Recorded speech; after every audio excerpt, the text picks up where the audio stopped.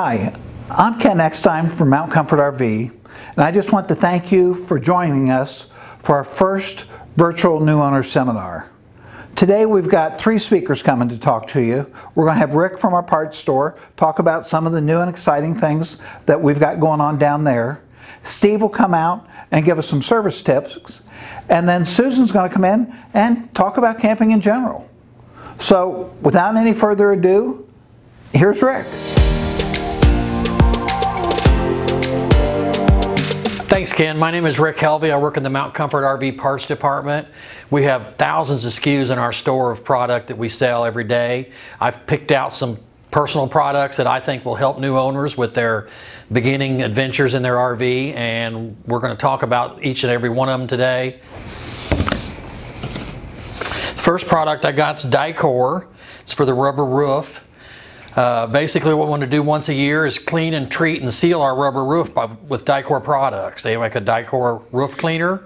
It's in a 32-ounce bottle. It'll do a 42-foot motorhome. We also have Dicor roof treatment and Dicor lap sealant. And once a year we'll want to, like I said, clean our rubber roof, treat our rubber roof, and seal our rubber roof. The products are always available at Mount Comfort RV. Next product we're going to talk about is the water. We have a 35-foot Aquafresh Valterra water hose. This is a middle of the road hose as far as the length. I have 25 and 50 as well. This one's right in the middle at 35 foot. It's a drinking water hose, and you'll want to use that along with your water pressure regulator. Your water filter from Culligan. This is a once a year throwaway filter. Basically hook it to your water hose and your water pressure regulator. It'll filter the water as it comes into the camper. If you have any issues with it, with the water being that bad, you may have to change it more than once, but typically once a year will be enough.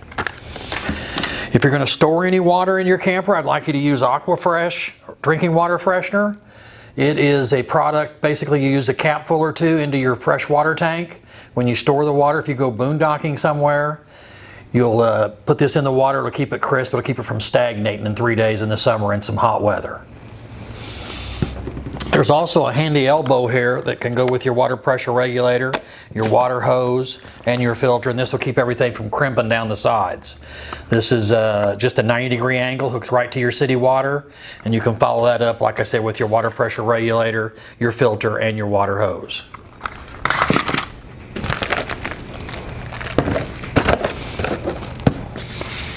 The next product we're going to talk about is a maintenance product. It's called Tank Saver. It basically is to clean your water heater tank. You want to use it twice a year. It'll keep your water heater tank from rusting as quickly. It's a very easy product to use. You'll take your anode rod or your drain water plug out of the water heater, hook your water hose to the unit or to the tool, and put it right through the drain hole and turn the water on with the switch right here on the tool. It'll force water into the bottom of the tank and start splashing back out to you. When you start, it'll be about 15 minutes. When you start, it'll be brown. When you're done, it'll be clear. Twice a year, you'll know that your water tank's in good shape and you don't have a bunch of junk laying in the bottom of it, a bunch of sediment laying in the bottom of it. By the way, our hours at Mount Comfort RV Parts Department's 9 to 5 on Saturday and 8 to 5 Monday through Friday. Our phone number is 800-899-6676. Feel free to call me if you have any questions about any of these products we're talking about or any other products that are online at our website. We're going to talk next about the sewer. This is a Thetford premium sewer hose, 15 foot. I like this size. It has everything in the box. It's got the lead in. You drop the sewer cap, hook the lead in onto where the sewer cap's at, and then it goes straight into an angle at 15 foot right into the ground. It's a very heavy hose, uncrushable.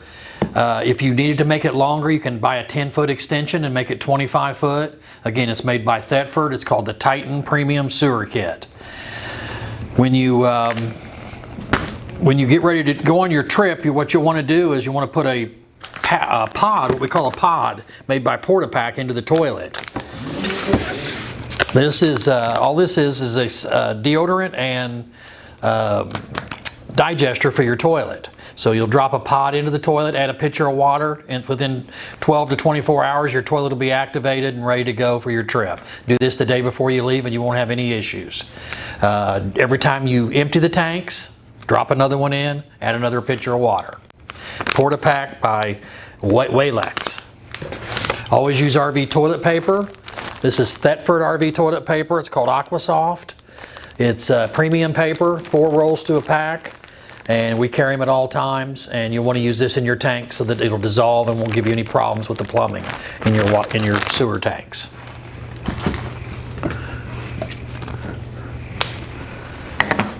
This is for slide out maintenance. This is made by Protectol. This is rubber seal conditioner, and this is dry lube for the rams. The way this works is we pull our slide outs out, we spray the rubber, shake the can up really good, spray the rubber seals all the way around the slide out that you can see, and this will foam up and dissolve within a few minutes, and you don't have to do anything else other than spray the rubber seals. What it'll do is it'll keep the seals soft and conditioned so they don't crack and give you any problems with water on the slide out. At the same time, you'll want to get down on one knee. If you have a ram or what they call an arm underneath, it'll be metal. Some of the slide outs are big enough they'll have 2 or 3 of them. I want you to spray those every 90 days with Protectol Dry Lube slide out lubricant. That'll keep your slide out seals working correctly and your rams working correctly so you don't have any problems with your slide out.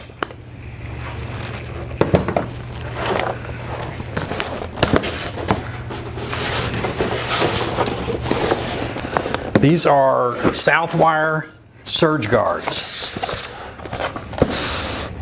One's a 30 and one's a 50. This is an entry-level 30 amp surge guard with 2100 joules. Basically what we want to do with this is use it as a tool.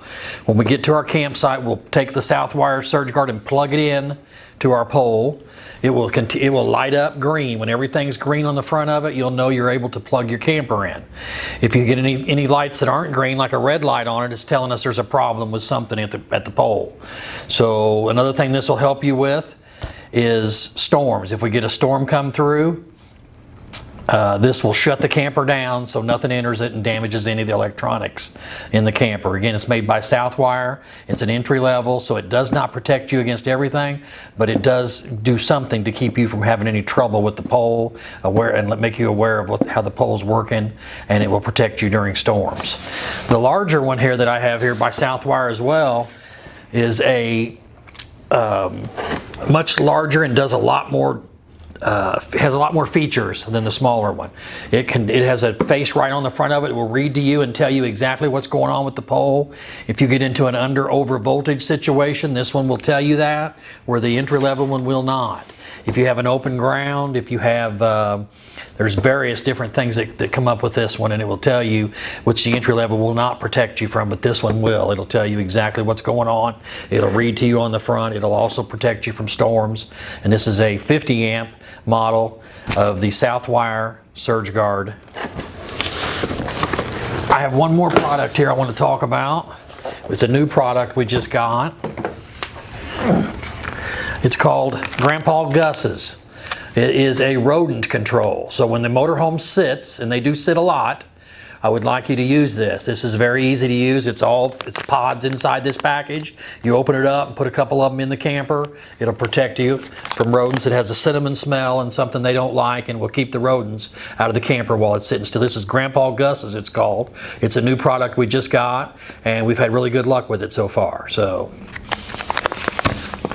And we've talked about quite a few products today, and we're going to walk back through them real quick. Don't forget we have the Dicor roof cleaner, roof treatment, rubber roof treatment, and the Dicor sealant. All three work together once a year. Then we're going to have the drinking water hose by Valterra, along with the Culligan water filter, the 90-degree elbow for the side of the coach, the water pressure regulator. We talked about all of that. And then if we're going to store water, we talked about drinking water freshener if we're going to have to store water and go boondocking somewhere. This product was the tank saver for the water heater. To maintain your water heater, clean it twice a year, use the water saver product. It will help you keep the water heater functioning correctly. This was Grandpa Gus's mouse repellent, and it's a new product that we have, and we're very happy with it. If your unit is sitting in storage, please use this with it. We have the Thetford Titan Premium 15-foot sewer hose kit. Everything is in the box, ready to go, along with the Thetford Aquasoft toilet paper and the Walex Porta-Pack pods for the toilet. These all work together. Drop the pod in, use the toilet paper, and use your premium sewer hose kit to dump your tanks. Also, we talked about the Protect All rubber seal conditioner and slide out dry lube. Please use both of them on your slide out. We use these every 90 days. If I forgot to say that earlier, we use these every 90 days. To change the season, we want to do maintenance on the slide out. That's the rubber seal conditioner by Protect All and the dry lube. And last but not least, we have the Southwire Surge Guard. This is a 30 amp entry level, 2100 joules, will protect you from storms, lightning strikes, open ground. It has a few, it doesn't do as many as the nicer one here, but it is better than having nothing. This is the larger one with the window, also made by Southwire, and will protect you just about every way you can imagine as far as in your camper goes. Now I'm going to throw it over to Steve, and he's going to talk to you about service.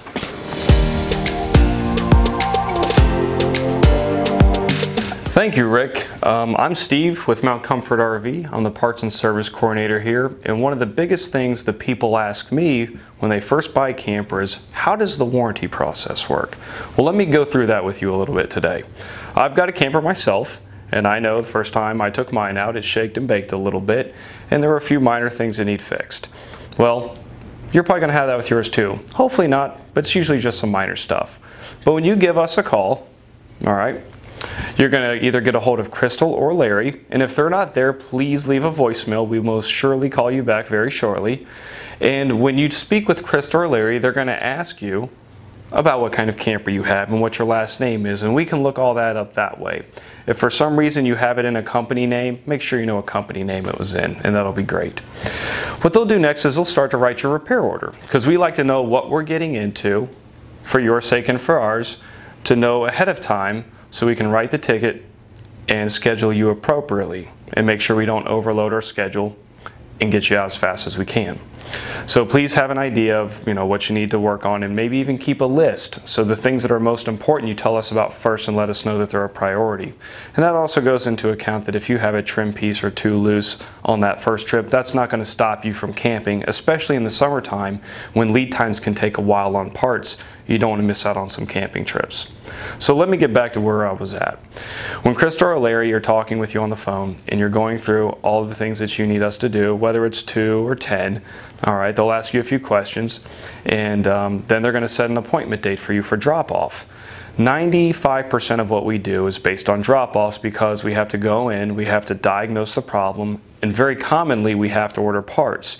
Usually for us, we take a look at a camper once it touches base with us within about 1 to 3, maybe 4 days if it's really, really busy. And that just depends on how the people ahead of you went. Sometimes jobs take longer than others, unfortunately. And some of your jobs we could account for maybe 4 hours, and it ends up taking 6 or 7. It just kind of happens.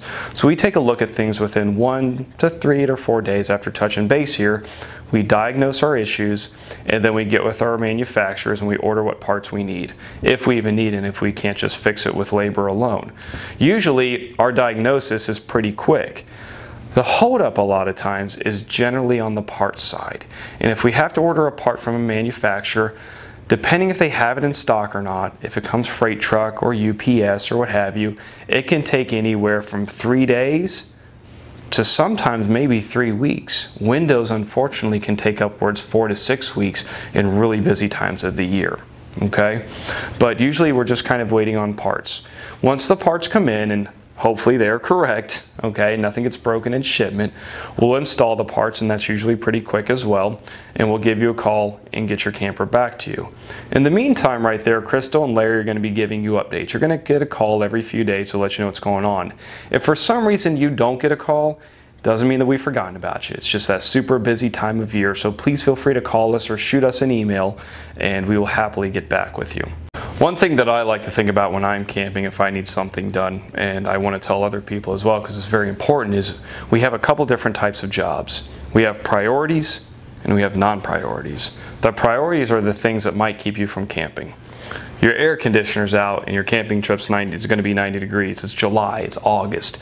Those are the things you call us. We might be able to get you in a little bit quicker to just look at that issue, to get you in, to get you out, to get you back camping without disrupting the flow of the other customers as much. And then the few other minor items we can touch base on later. Those would be the non-priority items, those few other items. So please keep that in mind when you give us a call for scheduling a service appointment. And a camper is very much like a car. You have to do preventative maintenance. You can't just drive and drive and drive a car and not do anything to it. You got to check your tire pressure. You have to check your transmission fluids, change your oil, or have somebody else do that, but you still got to make sure your fluids are topped off. Campers are very similar in that you just can't fire and forget. You have to take a little bit of ownership on them. The big thing is the roof. The roof does require attention. Every 90 to 120 days you should hop up on that roof and take a look at your sealant. Just like potholes in a road, they open up in the wintertime, in the early springtime, and this is the time where people aren't looking at their campers. They put it away in the fall, forget about it, and then bring it out in the spring, and then you might notice you have a problem. So it is very important to go out there and take a look at that roof even in the winter time, because that's where those voids in the sealant like to open up from the cold, and then you can have water intrusion.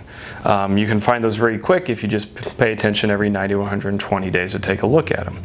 Another one is the appliances. Appliances like to be fired up, especially if you have a motor home that has a generator or a fifth wheel or anything else has a generator in it. It likes to be ran like any engine. Once a month you should be starting that generator for 2 to 4 hours and putting a load on it. Turning the air conditioner fan on. That's plenty just to allow that generator to get a little bit of work and to burn off any condensation and make sure your carburetor doesn't gunk up. Another one that's very, very important are your axles. You need to have your wheel bearings packed around every 5,000 miles or every 2 to 3 years of use. What happens is that grease inside those axles gets hot and it can actually start to push out the hubs, and that's where you start to have a lot of problems. You can get blowouts and it can tear out the under part of your camper. You can ask us about pricing on that stuff and how long that takes. That's usually not something you're going to do at home, but something you need to be familiar with to bring it in for us to do, just like an oil change. Firing up the rest of your appliances, your ovens, your stoves, your furnaces, your air conditioners, just to get them some exercise and make sure that they work, along with your slide outs as well. Those like to be ran in and out occasionally with good battery voltage to ensure they're operational. And speaking of batteries, it's not feasible for everybody, but if you can, in that winter time frame when you're done in the fall, if you can, and like I said, the campers are all very different, so this may apply differently for yours. If you can keep those batteries charged up, it helps a lot. Whether it's me, that mine can fit in my garage, I have a small pop-up that I can put a battery tender on my battery and keep it charged up, or somebody that can plug it in at a storage facility, or even take the batteries out in the wintertime and take them into their house and put them on a battery tender. That helps dramatically. There's a lot of preventative maintenance things, but those are really the big ones right there. If you have questions on your particular unit, your service technician will go over that with your walkthrough, or you can call the service advisor and they can talk to you about that as well. In closing, thank you for joining me for the service portion of this. We have multiple service bays and a full body shop. I've got guys with 40 years experience and guys that we're training right now that we're bringing into the RV industry because that's how we like to do it. We like to train them in-house. So if you need us, which I hope you don't, but if you do, please give us a call at 1-800-899-6676, and here's Susan. Well, welcome to the camping portion of our new owners seminar. Now, for some of you, this is going to be review. Some of this is going to be brand new information. I hope that you'll find something interesting and useful somewhere in all of this. If I had to say, if there's one thing that's going to help you to learn to camp like a pro, it's going to be attitude. And the key to that is going to be this: if you're not having fun, you're not doing it right. So in other words, if there's something that's going on in your camping trip and you're just not enjoying it, then feel free to alter it. It's your camping trip, and camping is all about being innovative and adaptive. So that's one of the things I would say too, is flexibility. You want to learn to be flexible. If the weather's just not cooperating, there's no sin in saying I'm going to pack it up and try this again when it's a little bit nicer outside. Then again, the whole point of having an RV is having a great place to shelter when the weather just isn't cooperating. So how do we get to flexible and adaptable? Well, one of the things that you're going to want to do is plan. Have a shakedown cruise with your RV. And that's going to be just a trip where you're going to take it out, learn how to use all of the features in your RV. It's not going to be one of those end-all be-all, got to have the greatest time. It's not going to be a recreation of a page out of the Cabela's catalog. This is where you're going to give yourself a chance to learn, to experience, and to get ready for those bigger trips. You're going to want to make sure that you're having your shakedown cruise in a regular campground. Don't try to boondock the first time. Make sure that you're going to be in a campground that has some electrical services, has maybe some cable and satellites, so that you learn how to hook all those things up and use them if you indeed will be wanting to use them. And then one of the things, of course, you're going to want to do too is make sure that you get reservations in that campground. The best sites usually go first. And so you're going to want to make sure that you actually have a place to stay. You don't want to show up and then find out, sorry, they've got no place for you. Now, there are a couple of websites that are really, really good sources for this. They do a lot of management of government, local, state, and federal campgrounds. One of them is Reserve America, and the other one is recreation.gov. Both sites are going to have great tutorials and instructions on how to navigate those websites. And you're going to want to spend some time just kind of playing around with them before you actually want to make your reservations. Your sites are probably going to open up somewhere around 6 months before they're actually available. So if you want to plan something in a very popular campground, know that you're going to want to be thinking about 6 months ahead for the best sites. There's another great resource for how to use internet reservation sites. And we're going to put that up on the back here. But this was an article that was created in 2018, updated late in 2019, and it's got some great tips on how to use a number of internet reservation sites, including those that can link you to some places that you might not have thought were available. The Federal Bureau of Land Management has some campsites, or not campsites, but offers camping on some of its land. There are no resources there. There's no electricity, no plumbing, no dump stations, but it will give you a great opportunity to get out and have a boondocking experience that's unparalleled. Certainly no parking lot of a big box store. Now, when you start looking at your reservation sites, one of the things that you're really going to do is scrutinize the maps that go along with these sites. You're going to be wanting to look for some really important things, such as where the bathrooms are, where the camp recreation is, where the playgrounds are, where the paths are to all of the other public features there, because that may not be where you want to be. You may not want to sleep with the bathroom lights glaring into your RV all night. You may not want to be awakened at 6:30 in the morning when the kids have decided to hit the campground or hit the playground. So make sure that you're taking a good look at those campground reservation sites. The other thing that you're going to want to be looking for are low spots, creeks, ponds, and wetlands. Those are mosquito farms, folks, and they're definitely not a place that you want to be if you're going to be spending a lot of time outside your RV. The other thing you're going to be looking for too, as you look at all of these campgrounds and what they offer, is some of the things that are going to be restrictions, such as, do they allow golf carts? Do they allow motorized vehicles? Do they offer any sort of recreation programs? Some state parks offer great programs just about every day or night, and they're not just for children. There's some great there's some great program offerings on everything from fossils to the night sky. Now, one of the other things that you should do too, as you're researching your campgrounds, is understand that one blog or one post or one article does not make the sum total of all of the information that you need about a campground. Remember, there's a lot of internet chatter going on right now about what national parks will allow in terms of length. Well, the fact of the matter is, 81% of national parks will allow an RV of at least 32 feet. 73% will allow RVs of up to 35 feet. And 53% of national parks will allow an RV of 40 feet. So understand there's no set length that you can get into a national park. Make sure you're doing your research. Now, one little tip that I'd like to offer is sometimes when you get to a campground, you may have made your reservation, you thought you were in a good spot, but you get there and it turns out not to be quite the spot that you thought it was. You can switch sites in a lot of campgrounds, but you want to make sure that you're doing that with the permission of the campground officials. One of the things that I would suggest is that you go out, drive the campground, make a list of 3 or 4 possible sites, and then approach the campground reservation folks, the on-site reservation folks, about switching your site. You want to make sure that you are doing that because you don't want to be awakened in the middle of the night by the person who actually did book the site that you're in, and they're going to want you to move right away so that they can move into the site that they reserved. So always make sure that you're doing that with permission from the campground officials. Other thing we can talk about in terms of being prepared so that you can be flexible and adaptable and have a great time on your trip is packing. And I ask myself 4 questions when I'm getting ready to go on a camping trip, and I've camped for about 33 years. I ask myself 4 questions. Before I put that into a box, a tote, or in a bag, I ask myself, can it be fixed? Can it be washed or cleaned? Can it be replaced? And will it do double duty?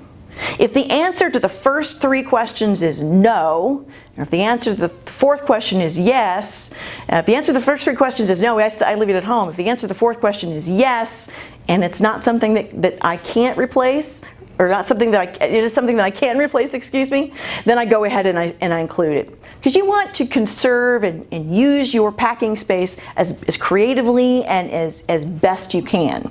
Remember that last in is first out. So one of the things you're going to want to do is when you are preparing and you're getting everything into your unit, you want to think about those things that you're going to need right away.